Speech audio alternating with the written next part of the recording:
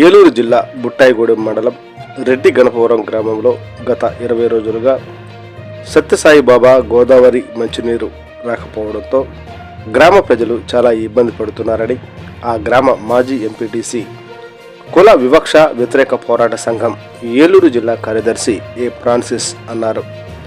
ఆయన మాట్లాడుతూ స్థానిక పంచాయతీ కార్యదర్శికి 20 రోజులుగా నీరు రావడం లేదని, పలుమార్లు విన్నవించుకున్న నీటికి సమస్యను పరిష్కరించలేదని అన్నారు.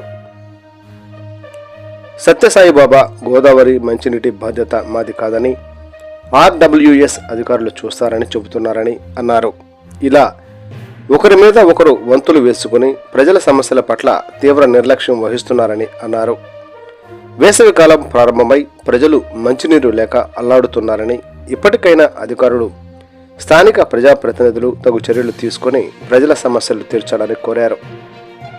సత్యసాయిబాబా వాటర్ ప్లాంట్లో పనిచేసే కార్మికులకు గత 6 నెలలుగా జీతాలు లేక ఇబ్బంది పడుతున్నారని, వారికి వెంటనే జీతాలు విడుదల చేసి మంచినీటి సమస్య లేకుండా చూడాలని అన్నారు.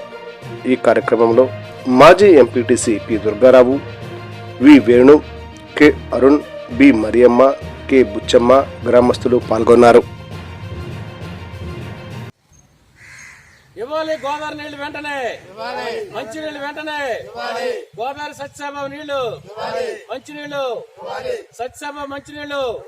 గత 20 రోజులుగా మంచినీళ్ళు లేక ఇబ్బంది పడుతున్న ప్రజలకి మంచినీళ్లు, 20 రోజులుగా మంచినీళ్ళు లేక ఇబ్బంది పడుతున్న ప్రజలకి మంచినీళ్లు.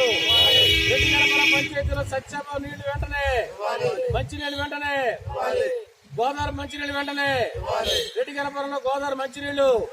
20 రోజులుగా మంచినీళ్ళు లేక ఇబ్బంది పడుతున్న ప్రజలను ఆదుకోవాలి.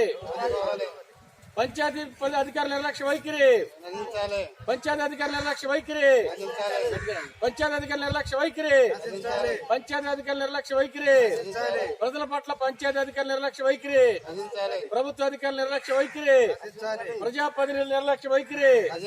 ఇవ్వాలి గోదావరి నీళ్లు వెంటనే, ఇవ్వాలి గోదావరి నీళ్లు వెంటనే, గోదావరి నీళ్లు వెంటనే, ఇవ్వాలి గోదావరి నీళ్లు వెంటనే. నా పేరు అందుకుల ఫ్రాన్సిస్, కుల వ్యతిరేక పోరాట సంఘం ఏలూరు జిల్లా కార్యదర్శి, రెడ్డి గణపవరం మాజీ.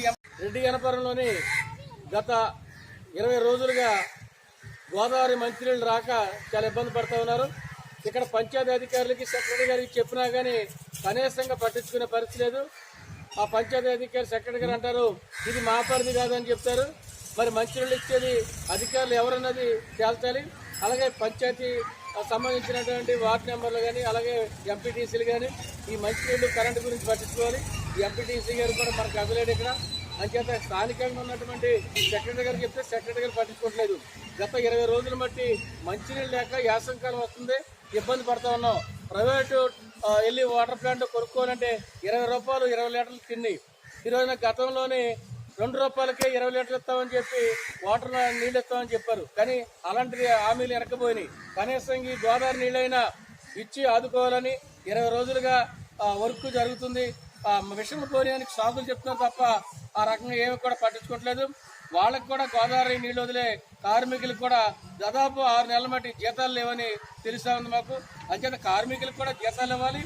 సక్రమంగా ప్రజలకు మంచినీళ్ళు ఇచ్చేలాగా ప్రభుత్వ అధికారులు చర్యలు తీసుకోవాలి, ప్రజాప్రతినిధులు చర్య తీసుకోవాలి.